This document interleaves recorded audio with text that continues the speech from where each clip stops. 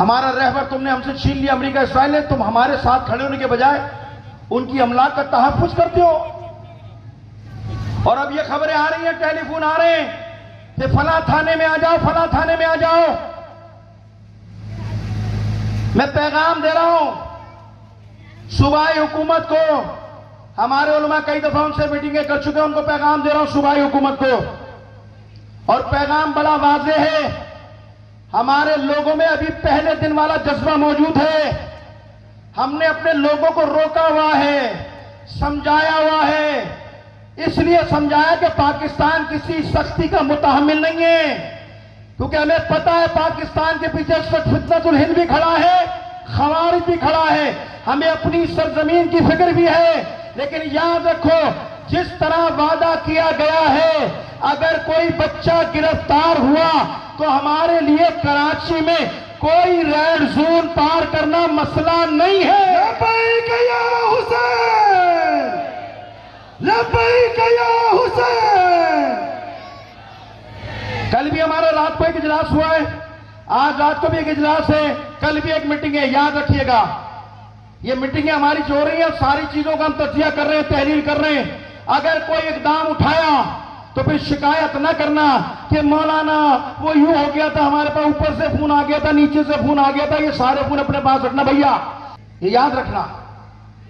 تم ہمارے بچے مارو بھی، پھر دھوس بھی کرو، دھمکی بھی، تو یہ نہیں ہو سکتا. جو وعدہ کیا اس وعدے کو پورا کرنا ہے. علماء سے آپ نے وعدہ کیا ہے، ہم نے اپنے جوانوں کو روکا ہوا ہے. یہ مت سمجھنا کہ کوئی کہہ رہا تھا، مجھے کسی نے کہا مولانا وہ 21 رمضان ختم ہو گئی، یوم القدس ختم ہو گیا، اب کاروائی ہوگی. کوئی کاروائی نہیں ہوگی بھائی. ہم کوئی کیا 21 رمضان پہ، کیا چہلم پر، امام حسین کے، کیا ہم کیا یوم القدس پر سیاست کرتے ہیں کیا؟ ہم اتنی طاقتور قوم ہیں، ہم سیاسی پارٹی نہیں ہیں. میں پھر کہہ رہا ہوں، ہم سیاسی پارٹی نہیں ہیں، ہم قوم ہے، قوم. ہمیں سیاسی پارٹی مت سمجھنا.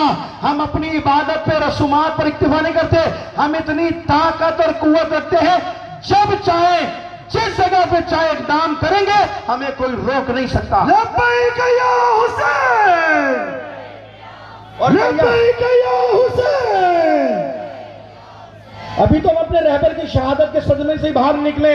چلو کیا حالات کو دیکھتے ہوئے، کیونکہ ہمیں پاکستان بھی عزیز ہے نا. یہ پاکستان ہمارا ملک ہے، یہ بھی ہمیں عزیز ہے.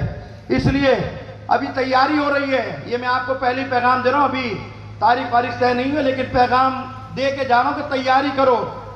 پورے سندھ کی سطح پر ایک بہت بڑا اجتماع ہونے جا رہا ہے کراچی کی کسی بھی شاہراہ پر.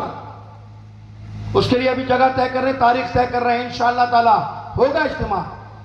آہستہ آہستہ چلیں گے. جس طرح جنگ طولانی ہوتی جائے گی، ہم اپنی حکمت عملی بنا کر آگے بڑھتے جائیں گے. اور میں پھر حکومت سندھ کو کہہ رہا ہوں، جو وعدے کیے اسے پورا کرنا. اپنے وعدے سے اگر ایک قدم بھی پیچھے ہٹے تو پھر بھی ہم بھی اپنے وعدے سے پیچھے ہٹیں گے.